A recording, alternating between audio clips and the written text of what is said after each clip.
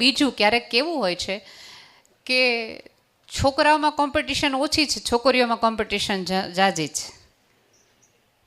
ખબર નહીં, હજી એ કૃષ્ણ કનૈયાના ફોર્મમાં જ છે. ભાઈઓનું નસીબ છે ભાઈ એવા. બરાબર. મારે એવી દીકરીઓને ખાસ કહેવું છે કે ક્યારેક એ કોમ્પિટિશનનો ભાગ બનવા માટે કે એની અરે બોલસ ને મારી અરે કેમ નથી બોલતો, દાંત પીસીને. એમાં પહેલું કારણ કે શું મારા કરતાં વધુ દેખાવડી છે એટલે, મારા કરતાં વધુ સ્માર્ટ છે એટલા માટે. અને એની લાઈમાં ને લાઈમાં આપણે વધુ ને વધુ લપસતા જઈએ છીએ અને એનો ફાયદો કોઈ ઉઠાવે. સો પહેલાં તો બેટા તમે ક્લિયર હોઈએ, તમે તમારી મર્યાદામાં રહેવાના હો, તમે તમારી લિમિટ રાખવાના હોય અને સામેવાળાને લિમિટમાં પણ રાખવાના હોય, બંને પક્ષે રાખવાના હોય તો બહુ બેકગ્રાઉન્ડ મ્યુઝિકની ચિંતા ન કરવી. હોન માર્યા જાઓ ને રસ્તો કાપતા જવાનો. બરાબર. અને જે આવું કહેતા હોય ને એને જ્યાં સુધી કોઈક મળી ન જાય ને ત્યાં સુધી કહેશે.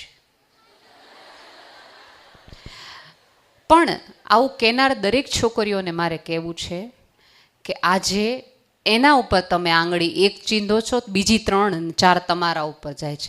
કારણ કે તમારી આંખમાં કમળો છે એટલે તમને જગત પીળું દેખાય છે એવું તો નથી ને. તમે એક પુરુષમાં કે એમાં એક સ્ત્રીના સંબંધમાં આ જ વસ્તુ જોઈ શકો છો એટલે તમને આ જ દેખાય છે એવું નથી. હજી કહું છું કે સમાજ છે એ કોઈ XYZ વ્યક્તિથી નહીં, મારાથી જ બને છે સમાજ. હું એટલે સમાજ. હું બદલાઈશ, હું કોઈની વાત નહીં કરું. જગત આખું ભલે બધી છોકરીઓની ખરાબ વાત કરતો હોય, હું કોઈ છોકરાને નહીં છેતરું, જગત આખું ભલે કરતું હોય. પણ આમાં તકલીફ ક્યાં થાય છે બેટા ખબર છે? વસ્તુઓ લેવા માટે આપણે છોકરાઓનો ઉપયોગ કરીએ, રિચાર્જ કરાવવા માટે ઉપયોગ કરીએ, ફોન લેવા માટે ઉપયોગ કરીએ, પછી છોકરો પ્રેશર કરે જ કે મારી યારે વાત કરવાની. વસ્તુ સાથે જે દિવસે તમે બાંધછોડ કરવા માંડ્યા ને તે દિવસે તમારે વિચારોની ગુલામી તો કરવી જ પડશે. એના કરતાં 2 વસ્તુ વગર ચલાવી લેવું, પણ કશું એવું ન આપવું કે જેના પડઘા બહુ લાંબા તમારે સહન કરવા પડે. જી બેટા, અહીંયા કોઈ બેન હતા? યસ દીકરા.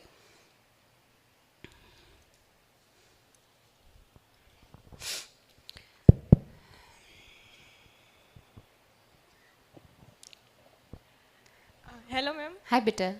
મેમ, મેં છે કેટલાક ડોમેસ્ટિક વાયલન્સના અને મેન્ટલ ટોર્ચરિંગના કેસ સાંભળ્યા છે. સાચી વાત છે કે ગર્લ્સને કેવી રીતના પ્રિપેર થવું જોઈએ કે સામેવાળા એને ટોર્ચરિંગ ન કરી શકે, એના વિશે થોડુંક કહેશો? શ્યોર બેટા, શ્યોર. દીકરીએ બહુ જ સરસ વાત કરી છે. આપણે એવું માનવા માંડ્યા છે કે હજી ડોમેસ્ટિક વાયોલન્સ હવે નથી થતા, પણ હું તમને કહી દઉં, ભારત સરકારે આપેલા આંકડા મુજબ, અને મેં કીધું એમ ફરીવાર અહીંયા બેઠેલી તમામ મહિલા પોલીસ અધિકારીઓની સમક્ષ કહું છું કે ભારત સરકારે આપેલા આંકડા મુજબ આજે પણ દર 20 મિનિટે દહેજના હિસાબે એક સ્ત્રીને સળગવું પડે છે કે કોઈકને કોઈક રીતે આત્મહત્યા કરવું પડે છે. દર 18મી મિનિટે એક સ્ત્રીનો કોઈકને કોઈક રીતે ઇમોશનલ બહારના અનાક વ્યક્તિ દ્વારા એનો બળાત્કાર કરવામાં આવે છે. શું કામ? મેં કીધું એમ કે જ્યારે પહેલી વખત કંઈક નાનું મોટું થયું હોય ને ત્યારે ફરિયાદ કરી હોય છોકરીએ ઘરનાને, ત્યારે દરેક વ્યક્તિ એવું કીધા રાખે, ભાઈ તારા નસીબ, થોડુંક તો સહન કરી જ લેવું પડે. હું હજી કહું છું કે તમારા વિચારો ને તમારા અવાજમાં એટલી ક્લેરિટી રાખો કે સામેવાળો વિચાર કરે તમારી સાથે કઈ રીતે વ્યવહાર કરવો. જ્યારે કોઈ પુરુષ તમારું અપમાન કરે છે ત્યારે એના અપમાનનો બદલો, હું એવું નથી કહેતી કે તમે અપમાન કરવા માંડો કે એવો ભરોસો કરવા માંડો કે એ રીતે વાત કરવા માંડો, પણ એવી મક્કમતા રાખો પછી એનો સાંજે તમને એક સાડી લાવી દે અને તમે તરત ડાયા ડમરા હશે, એના તો મગજમાં તે દેવના હૃદયમાં કાંઈ નહીં, માણા હાર જ છે. ત્યારે મક્કમતાથી અદબ વાળીને કહો કે મને સાડીની જરૂર નથી, મને સોનાની જરૂર નથી, મારું અપમાન ન થવું જોઈએ. પણ જ્યારે ઓલા લોકોને ખબર પડી જાય છે ને કે હું આની સાથે ગમે એવો વ્યવહાર કરું અને હાંજ પડે આને 2 ગિફ્ટ લાવી દઉં અને આ સ્ત્રી પટી જાય છે, માની જાય છે, તો બધા બેટા સહન થવું પડે. ક્યારેક આપણે જ દરવાજા ખોલી દીધા હોય છે આ રસ્તા સુધી આવવાના. એટલે જ્યારે અને બીજું કે ક્યારેક, હું હજી કહું છું, હું મારી જ વાત કરું કે મારી ભાભી પરણીને આવી પછી ઓલા બીજે ત્રીજે દિવસે આપણે બધી વાત કરતા હોય ને કે ઓલા લોકોએ આ વ્યવહાર કર્યો ને આણે આમ વ્યવહાર કર્યો ને ઓલું જમવાનું સારું હતું ને નહોતું સારું. એટલે હું ને મારા મમ્મી આવી વાત કરતા હતા. મારી ભાભી નીચે ઉતરી એટલે મારા મમ્મીએ મને કોણી મારીને એમ કીધું શીતલ આવી શીતલ આવી. ઇટ મીન્સ કે હવે આ વાત ન કરતી, ગોસિપવાળી વાત હતી. એટલે શીતલની હાજરીમાં જ મેં મારા મમ્મીને કહી દીધું કે આજ પછી તારે મને એક પણ એવી વાત નથી કરવાની કે જે શીતલની હાજરીમાં તું મન ન કરી શકે. તમારે પણ એવી સ્ત્રી બનવું પડશે કે તમારા ભાઈને કહેવાનું કે આ જગતની એક પણ સ્ત્રીનું અપમાન જો તારાથી થતું હોય, તું એક પણ સ્ત્રીનું ખોટું આવી રીતે કરવાનો હોય તો તું હું તને રાખડી નહીં બાંધતું, કારણ કે તું મારી હું રક્ષા કરવાનો હતો, તારી વહુની નથી કરતો હતો. અને ત્યારે એક માએ પણ ઊભું થવું પડશે. અનુપમાના આપણે સગાવાલા છીએ ને, તો આપણે પણ આપણી દીકરાની વહુનું અપમાન થતું હોય ત્યારે આપણા દીકરાઓને આપણે બહુ પ્રેમથી આપણી દીકરીઓને કહીએ છીએ કે અમને ખબર પડી તો કાલ સવારે તારું કોઈક સાથે બ્લા બ્લા બ્લા બ્લા છે તો અમે તને ભણવાનું બંધ કરાવી દઈશું ને અમે તને આમ કરી નાખશું ને તારા પગ ભાંગી નાખશું. તો દીકરાની માના મોઢામાંથી એ પણ અવાજ નીકળવો જોઈએ કે અમને ખબર પડી કે તારા હિસાબે આ જગતની એક પણ છોકરી હેરાન થઈ છે, એક પણ છોકરી છેતરાણી છે કે એક પણ છોકરી સાથે તે ખરાબ વ્યવહાર થયો, તારા ઘર માટે આ ઘરના દરવાજા બંધ થઈ જશે. દીકરાને પણ એટલી બીક લાગે જોઈએ. અને એ કામ એક સ્ત્રી જ કરી શકે. સાહેબ, તમારા ઘરની દીકરાની વહુનું અપમાન થતું હોય ને તમાચો થતો હોય અને તમે બેડરૂમમાં જોઈ શકતા હો અને ભગવાનની પૂજા કરી શકતો હોય તો કોઈ ઠાકર તમારાથી રાજી ન થાય. કોઈકના સ્ત્રીના આંસુમાં ભાગીદારી લ્યો ત્યારે તમે સ્ત્રી સાચા, બાકી તો શરીરના ભેદભાવ છે. તમારી દીકરા વહુને ત્યાં સંતાનો આવે તો હજી કહું છું કે દીકરો આવે કે દીકરી આવે એનો રોલ છે એ એક પુરુષ ઉપર છે, એક સ્ત્રી ઉપર નથી. તમારા રૂવાડામાં 7 વખત નિશાસામાંથી તમારા રૂવાડા ખેંચાવા જોઈએ જ્યારે તમે તમારી દીકરાની વહુને એમ કહેતા હોય બીજી દીકરી આવી, એક દીકરો ન દઈ હકી, તમારા દીકરાને જઈને કહેવું જોઈએ. તો એ વલણ તમારા જીભમાંથી નીકળવું જોઈએ, તો આ જગતમાં ડોમેસ્ટિક વાયોલન્સ બંધ થાય. બાકી ઘરમાંથી જ્યારે આવી ચીસો સંભળાતી હોય ત્યારે પાડોશીઓને ખબર પડતી હોય તો હું ઘરની રહેતી સ્ત્રીઓને ના ખબર પડે કે મારી દીકરાની વહુવારે આ તકલીફ છે, મારી નણંદારે આ તકલીફ છે, મારી દેરાણી આ સહન કરી રહી છે, મારી જેઠાણી આ સહન કરી રહી છે. પણ સાહેબ, એક છોકરી કે એક સ્ત્રી આત્મહત્યા પસંદ કરવાનું ત્યારે પસંદ કરે છે કે એને લાગે છે કે આ ઘરમાં એક પણ સ્ત્રી નથી, એક પણ સ્ત્રી મારી બાજુમાં નથી, એક પણ સ્ત્રી મારી સાથે નથી, એટલા માટે આત્મહત્યા પસંદ કરે છે. અને સોરી ટુ સે, જ્યારે આવી સ્ત્રી ક્યાંક જો કાયદાઓના દુરુપયોગ પણ સ્ત્રીઓ એટલા કરે છે, એમાં પણ હું એટલી જ સભાન છું, હું જરાય એવો પક્ષપાત નહીં લઉં. એમાં પુરુષો પણ હેરાન થાય છે ઘણી બધી રીતે. કાંઈ પણ કર્યું હોય કે ન કર્યું હોય, ડિવોર્સના કેસ આપે એટલે તરત જ તે મારા પાસે દહેજ માંગ્યું, તે કોઈ દી રૂપિયા તારા પાકીટમાં 150 રૂપિયા નથી દીધા તો હું દહેજ દેવાની હતી. બરાબર, એ પણ એટલું છે. પણ પેરેલલ આ છે ને નકારી ન શકાય. તમે બધી ભણેલ ગણેલ છો તો તમે આજે એક સંકલ્પ લ્યો કે મારી સામે, મારી હાજરીમાં, મારા લીધે હું જગતની એક પણ સ્ત્રીને અન્યાય નહીં થવા દઉં. હું મારી આજુબાજુની એક પણ સ્ત્રીને મારા હિસાબે દુઃખી નહીં થવા દઉં. અને જ્યારે કોઈ પુરુષ દુઃખી કરતો હશે તો પહેલી વખત હું એની સામે ઢાલ બનીને ઊભો રહીશ. મારા ભાઈને તો વિચાર આવશે જ તે મારી ભાભી યાર વર્તન ખરાબ કરતા પહેલા. મારા પપ્પાને તો વિચાર આવશે જ મારી મમ્મી સાથે કેમ બિહેવ કરવું એની વાત કરતા. તમને ભણાવવા માટે, પગભર કરવા માટે સતત આ ટોક એટલા માટે જ કરવા આવે છે કે તમારે કોઈના તમાચા સહન ન કરવા પડે. તમે વટથી કહી શકો,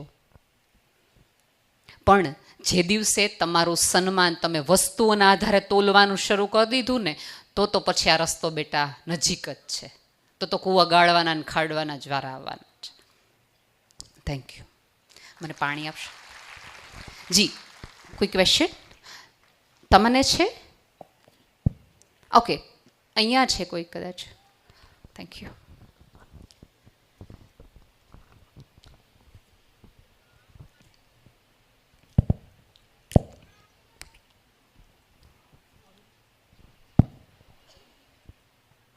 જી બેન. મેમ, અત્યારના સાસુ છે હજી, ત્યારે સાસુથી બીતા, હવે અત્યારે વહુથી બીએ છે સાસુ. હા, અને દીકરી વહુને સાસુ દીકરીની જેમ જ રાખે, પણ દીકરી વહુને માં નથી સમજતી. કહું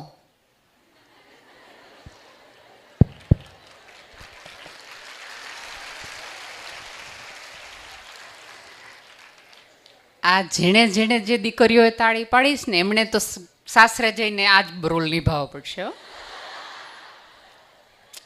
પહેલું કે સાચી વાત છે કે અત્યારની સાસુઓ સાચા અર્થમાં દીકરા વહુને દીકરીની જેમ સાચવે છે. પણ હું તો એવું જ કહીશ કે દીકરીની જેમ નહીં, પુત્ર વધુ જેમ જ સાચવો. દીકરીને ઘરમાં બધી જ કરવાની છૂટ છે, બધી જ વહેલું મોડું કરવાની છૂટ છે, પણ દીકરીએ ઘર નથી ચલાવવાનું. પુત્ર વધુએ ઘર ચલાવવાનું છે, એટલે થોડીક જવાબદારી વધુ રહેવાની છે. બરાબર. અને બીજું કે એની બિનજરૂરી મમ્મી બનવાની કોશિશ ક્યારેય ન કરવી, કારણ કે ઓલરેડી એની પાસે એની મમ્મી પોતાની છે. બરાબર. આપણે જ્યારે એની મમ્મીનું સ્થાન લેવાની આપણે એવી અપેક્ષા રાખીએ છીએ ને કે મમ્મી જેવું થાય, મમ્મી જેવું કરવામાં આવે, ત્યારે તકલીફ થાય છે. અને ત્યારે મમ્મીઓએ ખાસ મોટો રોલ નિભાવવાનો છે કે પહેલી વખત લગ્ન પછી તમારી દીકરી તમને ફોન કરે કે મારા સાસુ તો આવા છે ને અમારા આ ઘરમાં તો આવું છે, આવું છે, આવું છે, ત્યારે બહુ સભાનતાથી તમારી દીકરીને કહેવાની કે બેટા આપણા ઘરની ખરાબ વાતે તું આવી જ રીતે ત્યાં છૂટથી કરીશ ને. અને જો તમારી દીકરી એમ કે ને આપણા ઘરની વાત થોડી કરાય, ત્યારે તમારી મા તરીકે એ સલાહ હોવી જોઈએ તો બેટા એ ઘરની વાતે તારે અહીંયા ન કરાય, કારણ કે એ ઘર તો છે જ તારું. હું એવું નથી કહેતી કે તારું આ ઘર નથી, પણ એ ઘર તારું છે, તારે સમજવાની જરૂર છે. આ વખતે આ સમયે એક માએ જ દીકરીને ફરીવાર પરછાઈ બનીને કહેવું પડશે કે બેટા તારા સાસુ, તને લાગે છે કે તારી ભાઈની વહુ કે તારી ભાભી મારી સાથે આ વર્તન કરે તો તું ચલાવી લઈશ? ત્યારે માં શું કહે છે ખબર છે? જો એકવાર સહન કર્યું ને તો દર વખતે સહન કરવું પડશે, એટલે કઈ જ દેજે હો. તો પછી આપણે જેને બકઅપ કરીએ છીએ મમ્મી તરીકે, આપણી દીકરી સાસરેથી ફોન કરે, કલાક દોઢ કલાક વાત કર્યા પછી ફોન મૂકે અને છોકરી એવું કહે કે મમ્મી હું ફોન મૂકું, તો આપણે એમ કે બિચારીને ઘડી કે ફોન કરવાનો ટાઈમ નથી, જો 2 કલાક વાત કર્યા પછી. અને દીકરાની બહુ પોતાના મમ્મીને ફોન કરતી હોય તો આપણે તરત 3 પાડોશીને રસ્તામાં ઉભા રહીને કહી 2 કલાકથી એની મારે મંડાણી આખા ઘરની કરશે હો. તમારી દીકરી માટે તમને જેવો ભાવ થાય છે એવો તમને તમારા દીકરા બહુ માટે થાય, અને તમારી દીકરીને તમે એ જ સલાહ આપો, એ જ ઈચ્છા રાખો કે જે તમે દીકરા બહુ પાસેથી રાખો છો. તો આ બંને આમથી આમ થાય. અને બીજું કે હવે ભણેલ ગણેલ છોકરીઓ પાસેથી એટલી અપેક્ષા તો છે જ કે એમને સારી ભાષામાં પોતાની ઈચ્છાઓ વ્યક્ત કરતા આવડે, કહેતા આવડે, પોતાનું સારું નરસું ખરાબ કરતા આવડે. તમે જો એવું માનતા હોય ને કે બેટા તમારા પતિને કે તમારા મિત્રને કે તે તમારા ફિયાન્સને તમે આમ વશમાં કરી લેશો ને કાબૂમાં કરી લેશો અને ઘરથી જુદા. અને બીજું દરેક સાસુઓને પણ મારે કહેવાનું કે તમારાથી હચવાતો નહોતો એટલે જ તમે પરણાવ્યો ને. બરાબર. હવે કદાચ એ પોતાની પત્નીનું માને કે એની આજુબાજુ ફરે, તેમાં ખોટું શું છે?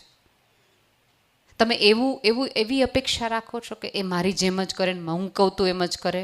એવું ન હોય. તું જૂઠી મેં મક્કાર એક ફિલ્મ આવ્યું હતું, ખબર છે ને? યંગ જનરેશનને ખબર હશે. બરાબર. એમાં એક રણવીર કપૂર બહુ જ સરસ ડાયલોગ બોલે છે કે હું તારી માટે એક તારો તોડીવા જઈશ ને ત્યારે હું બીજા 7 તોડીને લાવીશ. એક દાદી માટે લાવીશ, એક મમ્મી માટે લાવીશ, એક બેન માટે લાવીશ. અને હું જ્યારે દાદીને દેવા જઈશ ત્યારે દાદી મને એમ કહેશે કે આ તારો મને નહીં, તું તારી પ્રેમિકાને પત્નીને આપ, કારણ કે તારા દાદા મારી માટે લાવ્યા હતા.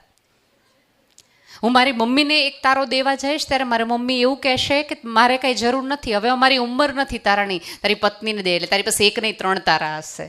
મારી બેનને હું તારો આપીશ ત્યારે એમ કહેશે કે તારા જીજાજી મારી માટે હમણાં જ લાવ્યા એટલે મારે જરૂર નથી, એટલે હું તારી માટે 7 તારો લઈને આવીશ. એટલે એક વસ્તુ યાદ રાખજો બહેનો કે તમારા પતિને 4 બાજુથી તમે કવરઅપ કરી લ્યો, કટ કરી લ્યો, અને પછી તમને એવું લાગતું હોય કે તમને એકમાત્રને પ્રેમ કરશે, તો એવું નહીં બને. કારણ કે એ બીજી 7 વ્યક્તિઓથી પ્રેમ મેળવી અને તમને અનરાધાર પ્રેમ કરતો હતો કે પ્રેમ કરે છે.